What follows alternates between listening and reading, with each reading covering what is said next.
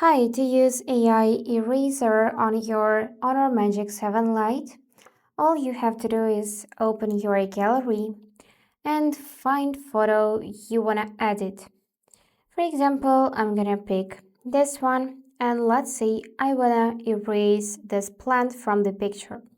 For that, I need to tap this Edit button and now from Crop function switch to AI Eraser.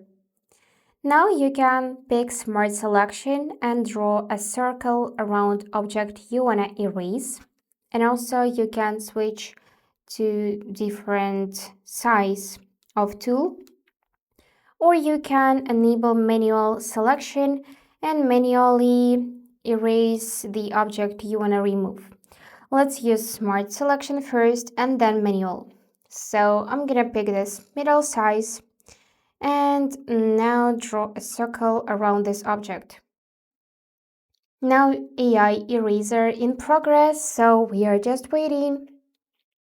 If you messed up, you can cancel the procedure or leave it like that. And now let's use manual selection, and I wanna remove the rest of the plant. And this is the result. Not so perfect, but we still removed plant from the picture. You can tap compare and check how it was and right now how it looks.